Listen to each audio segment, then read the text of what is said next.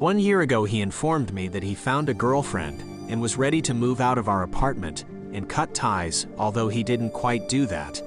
He left me, making close to minimum wage, to care for our 2 kids, and also left a collection of unpaid bills going back months.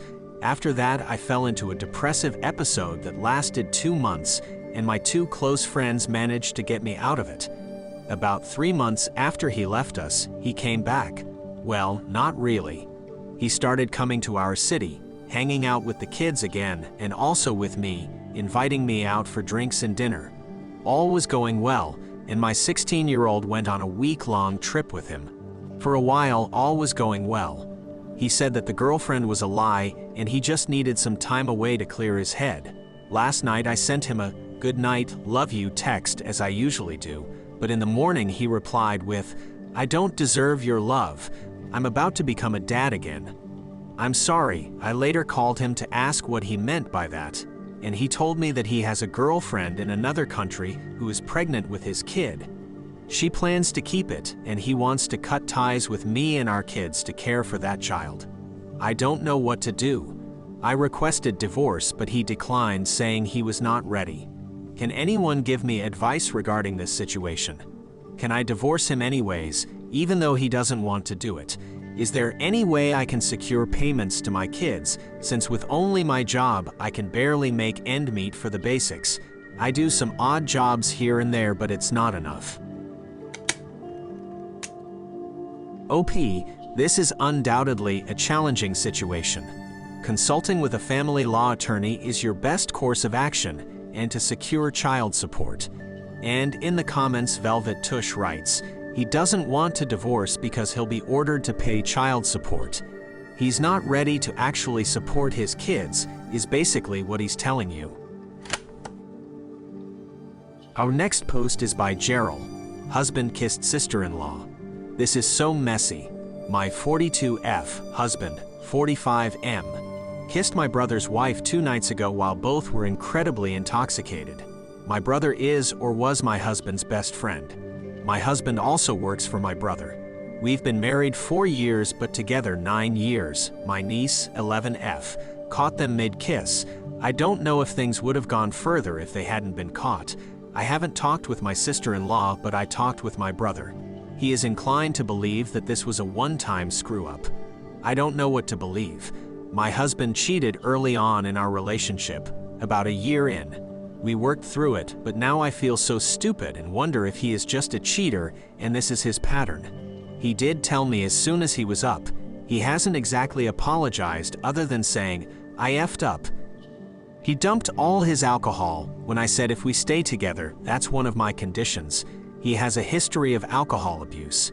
He has scheduled an STD screening again at my request and blocked my sister-in-law on everything.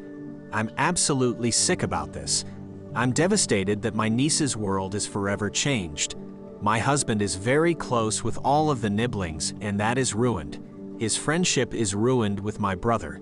His employment is compromised. Brother did not fire my husband, but it will be awkward and different. My friendship with my sister-in-law is over. I've still been working through feelings 8 years after the first betrayal. I don't know if I have it in me to do the incredibly hard work again. I love him and I deserve so much better.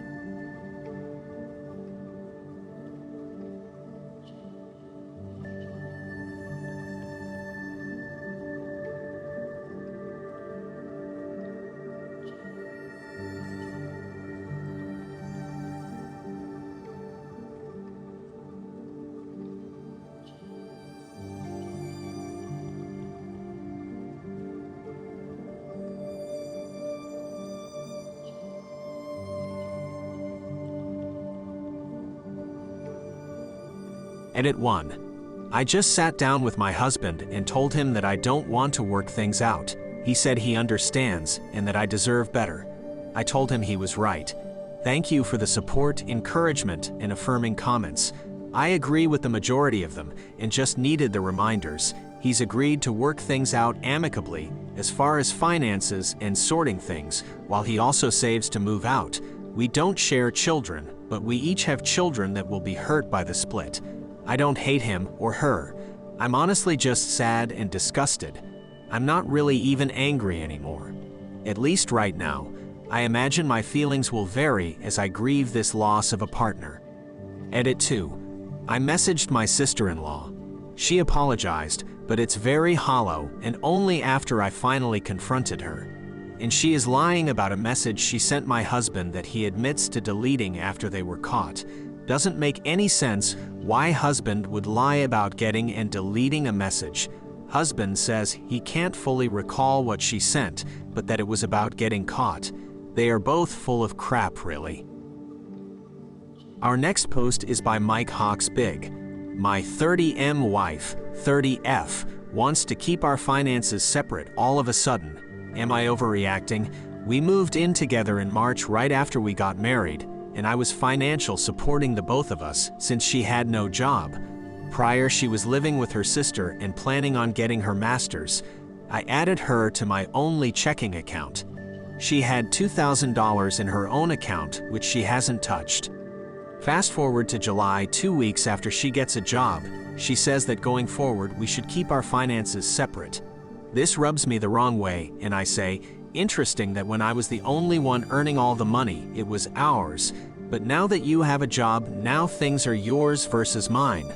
From March to July, I've spent at least $10K on furniture, appliances for us, and $4K to have her green card filed. So she responds saying that for the next 5 or 6 months, we will pause on separating things and keep things together to make things fair since I've paid for everything. Basically, all our income goes into our joint account. Now yesterday, we have this discussion again. She says she's firm on keeping things separate, but we should both do our research and come to a plan that we both can agree on. So nothing is final for now, but she did mention that since she makes less than I do, so it wouldn't be fair for her if we split expenses 50-50. I make $74K a year with a 401K, dental and healthcare that also covers her. She works under the books since she can't legally work yet, and so no taxes but no benefits either, $3,200 cash monthly. She says if things ever got ugly between us, she needs a sense of security that she will have a financial cushion to rely on. I told her it feels as if it's an insurance plan to protect her against me, and that she doesn't fully trust me. I feel like she is too focused on her plan B, but she says she is trying to be practical about her future, and I responded saying, what about our future? She told me I am reacting only emotionally and not thinking from her perspective. She says she has trauma from her abusive sister, threatening to kick her out multiple times when she had no job, and she doesn't want to feel unsafe again. I have made it clear to her I need time to process this because if this was discussed before marriage or right as we moved in together, I wouldn't be feeling this sour about it as I am now. The timing of all this rubs me the wrong way. She says even if things are separate, everything is still ours, but it doesn't feel like it to me. Sir Ed Kalot comes up with a great solution. This is the answer. Have a shared checking and shared savings account. Each of you puts some % of your income into it every month. Have an agreement of what expenses are personal and what expenses come from the joint account. Have an agreement of how much of the joint account should go to savings each month. And while not an absolute agreement, a general understanding plan of how much each of you is personally saving is useful to plan for retirement. For example, we expect that when we turn 60, we both should have X amount personally and X amount in the joint savings. If she shuts that down and wants to totally do her own thing, you've got a problem. Our next post is by Bathtub Mermaid. Our rock-solid relationship imploded in a single night, and I'm completely blindsided.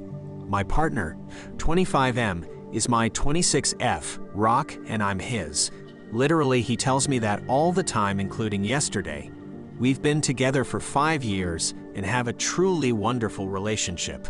Always talking, laughing, comfortable with one another, able to communicate even when we disagree. After I survived abuse as a child and struggled with unhealthy romantic relationships in the past, the fact that we love each other in a respectful, secure, and profoundly healthy way is truly my biggest blessing, and I wake up every day so happy and grateful for him. He is an incredible man with so much drive, intelligence, kindness, and gifts to give the world. About a year and a half ago, it came up for the first time that we saw ourselves getting married one day. It was such a beautiful moment, and it rocked my world to have been vulnerable, said those words, and have him say them too. Since then, it's been something incredibly happy that I get to hold in my heart and look forward to. The subject has come up sporadically since then, but I haven't wanted to push it too far, since we are young and it is very much an eventually thing. Both of our parents are divorced, and his come from money. He got a lot of strong advice growing up not to marry young and to protect his assets, to see it from a more financial view than I ever have thought of it. Nevertheless, the thought makes me happy, and we often daydream about the future we'll build together, the little house in New Hampshire we hope to buy, and the dogs and chickens we'll have. These are conversations he participates in and brings up on his own all the time. I want to be able to talk casually about the marriage aspect too. Go to bed with a sleepy, can't wait to marry you, or love of my life. But for some reason recently, whenever the subject has come up, he's clammed up and made it feel really serious. This culminated maybe 2 months ago with a really weird conversation in which I sensed he might not have processed what marriage really means to him in the way that I had, and that he wasn't ready to be talking about this in the way that I was, or as much as he had let on. I told him I don't want to put a gun to his head. This is just something that makes me happy to think about and talk about, and I tell him everything. I said I love him for him. I'd wait as long as he needs, but that I firmly didn't want to bring up the subject again until he was comfortable discussing it. I wanted to relieve the pressure on him, and I haven't mentioned it since. Well, yesterday, we spent a really lovely day getting lunch and hiking with my family. They live far away, so we don't see them very often. My stepsister and her fiancé were there as well, and of course there was a little bit of light conversation about their upcoming wedding. My boyfriend was his usual friendly, easygoing self. I noticed he seemed quiet on the way home and later that evening, so I asked if he was worried about work, but he just said he was tired from a long day traveling. I made him a drink, kissed him on the forehead like I always do, and promised we could do whatever he wanted to relax that night. Just did what I normally do when I can tell he's stressed. Try to show empathy and take care of him. But then as I'm making dinner, he comes over to me and drops this bomb. He came over to me crying and said spending time with an engaged couple and even barely talking about their wedding had sent him into a panic, and he didn't know if he could ever see himself getting married. I was completely blindsided. I tried to parse what he was saying, but it was like my brain was stuck. Evidently, he had been locking himself in his office at work all week, crying about this. I kept asking him why he would say he wanted to marry me if he didn't. He said he was lying, basically, that he wanted to give me what he knew I wanted to make me happy. I could only just stare at him open-mouthed. I kept trying to pinpoint if he was saying to me, I don't think I'll be ready to get married for a long time, or I don't think I'll ever be ready to get married, and I really don't think he knows himself. I don't think he has processed marriage at all, and this is the first time it's hitting him. He kept saying stuff about not knowing where his career will lead or if he'll have money. He has a great job, an outstanding network, and is definitely not poor.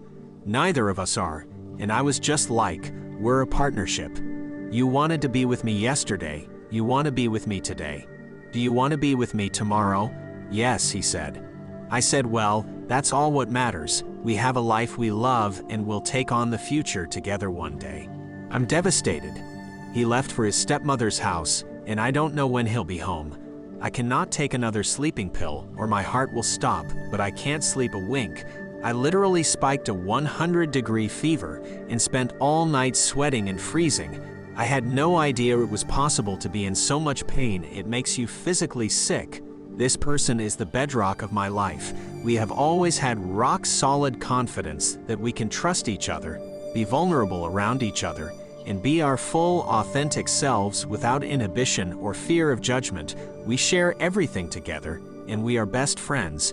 He even said that over and over as he sobbed and told me he loved me and that he didn't want to get married. Hours ago, I had the most beautiful and solid relationship in the world. Now I don't know if we're going to break up. I'm reeling. I feel like I've been stabbed in the back by my safe space. The earth fell out from under me, and I don't even know what to think anymore. What do I even do or say to save this? Was I too strong in voicing my desire to get married that I scared him off? Has anyone else gone through something similar? In the comments, Ashlotta Greyjoy writes, "A lot of commenters are drawing really firm lines in the sand here, but I think this is really a question you have to ask yourself. OP, I agree with something someone else said. There's an outsized response with your boyfriend with regards to marriage, and maybe now that he's not so terrified to tell you his feelings about getting married himself, he may be able to express his thoughts regarding marriage to you soon. If you've always communicated and have always been able to talk, that hasn't changed. This talk just hurts more. I think you owe it to yourself and your relationship to figure out the why. You also owe it to yourself to decide if this is a deal breaker, no matter what his reasoning." There are two questions here. Why does your boyfriend have such fear of getting married? If he's unable or unwilling to get over those fears, are you okay with never marrying him? Even the best relationships with the best communication need help sometimes. OP, it may be worth considering finding a good relationship counselor and having them mediate this talk. It's going to be tough. Thank you for listening to the Reddit Chronicles. Follow for more content.